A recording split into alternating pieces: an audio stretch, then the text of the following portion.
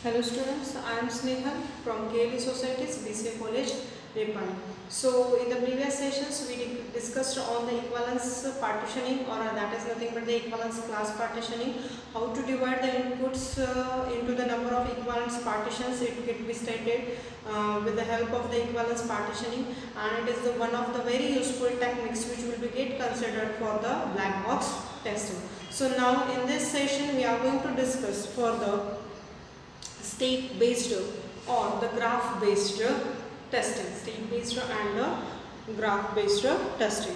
Okay, so basically both the state-based and the graph-based testing techniques are equivalent with each other, Now these are both are considered as one of the techniques of the black box testing. So both the terms are going to be same, having a meaning. They are having a same meaning, we can say that. So what is the state-based or the graph-based testing? Now in the state-based or the graph-based testing, we can say that a program moves from one state to another state. A program is going to be moved from one state to another state. Now, in a given state, some inputs are valid and others are ignored or rejected. See, what we are going to consider that a program moves from one state to the another state. So, in a given state, some inputs are valid and others are ignored or rejected. Now, what it means that? Now, for example, consider a simple example for the state-based or the graph-based testing.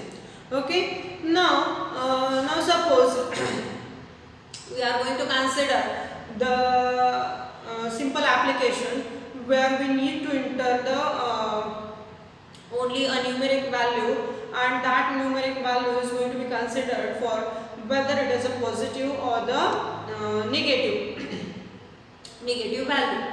So when we are going to consider that the states of the program, now program is going to be moved from one state to the another state. Now in a particular state, okay. Now see, when the user is accepting a numbers, what they are going to check whether it is a numeric. This is the one state. See, what we are going to consider that whether the entered number is positive or whether a number is positive or negative. So how many states we are going to consider? Now the first state is nothing but the number is a numeric value. A number is a numeric value. Now the second state which we are going to consider that the number may be less than 0. The third stage, the number may be greater than 0, or a number may be a special character. Okay, a number may be a special character. So these are the four states which we are going to consider. The program is going to move from one state to the another state. Now first state is what? A number is a numeric value. A number should be a numeric value. So here what we needed to check whether here a number is either numeric or it is a character or whatever it may be else. So this is the first state. Okay. Now second is what? If my number is less than 0, then it is not a positive number. Okay. We need to find out only for the positive number. Consider that number is whether the number is positive or negative. So if it is a less than 0, then it is a negative number. If it is greater than 0, then it is a positive number. And number may be a special character. We can say that a number may be a special character. It may happen that the user by mistakenly is going to enter the values. So what the state-based or the graph-based testing is going to tell us?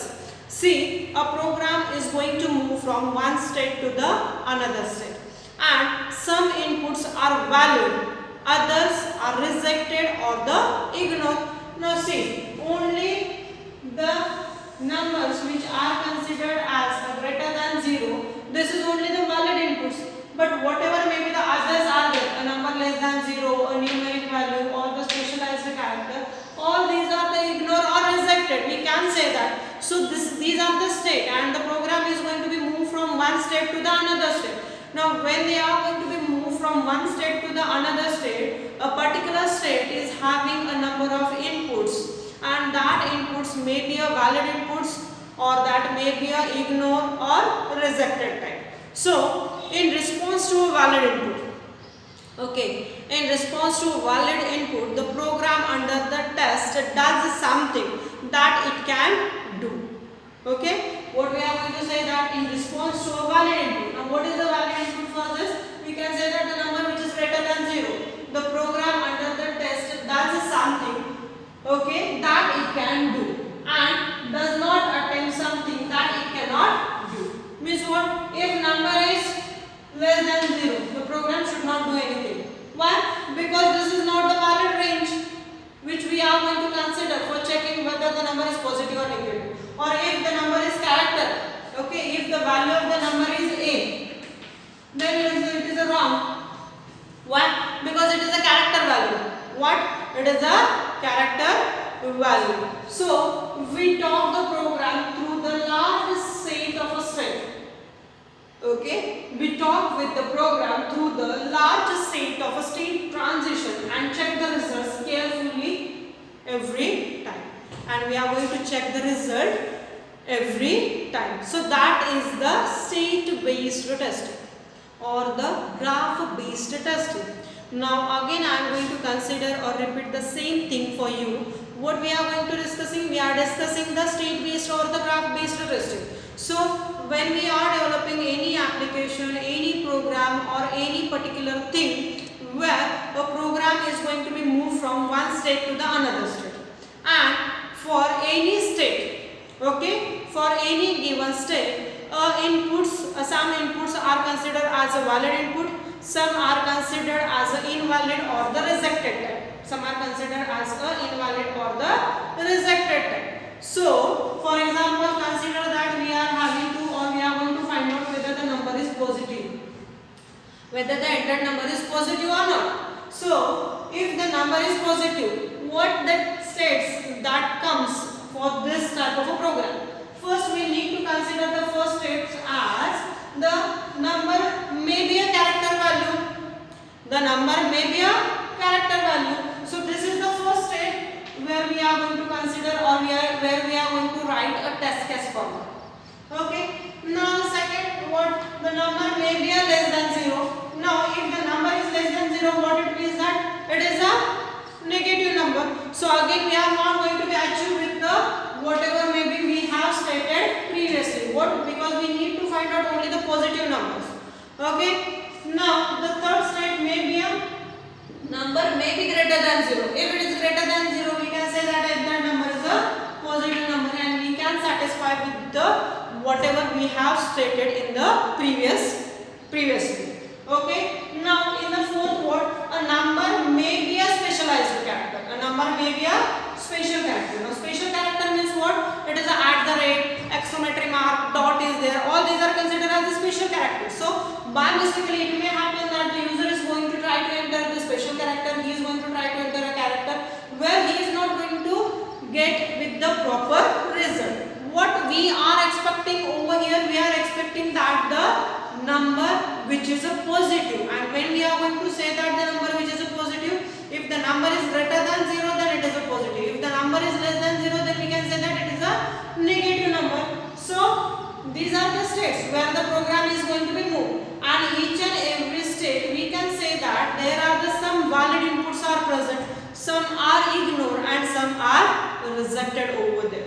So in response to the valid input, the program under the test is going to do, or that program is going to do something that it can do, but and also it does not attempt something that it cannot do. Means whatever the things we are not going to be implemented, we are not going to be written for that particular application or program, it should not be get done by that application or the program which we are going to say. So in the state-based testing, we talk the program, okay, we talk all the program through the large set of a state transition, and it checks the result carefully every time. It may or it is going to check the result for the every time. What are the every time? Which means that for each and every state, whatever in the states we are going to define for that particular application or for that particular program, that all the states are going to be tested by the state-based or the graph-based testing.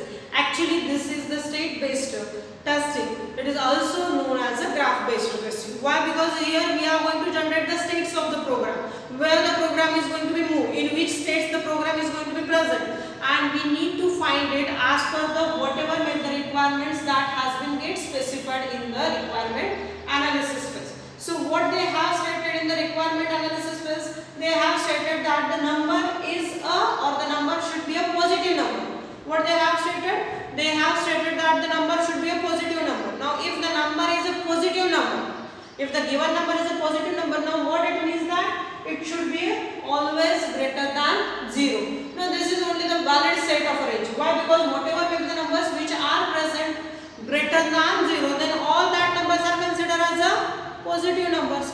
Now whatever may be the numbers which are less than, these are not the positive numbers. So these are the states which we need to consider, and these states are based on whatever may be the requirements which we are collected through the requirement analysis phase, which are specified in the software requirement specification. So whenever and actually the developer or the tester is trying to design the test cases and going to develop a test cases, it should be purely based on the requirement. So as I know, whatever we have covered up to this, you are going to betterly understand that the requirement analysis phase is very important as per all the aspects to achieve the goals of the organization, as well as the goals of the customers also, as well as the goals of the customer. Why? Because whatever is it is totally depend on the requirements that which we have gathered,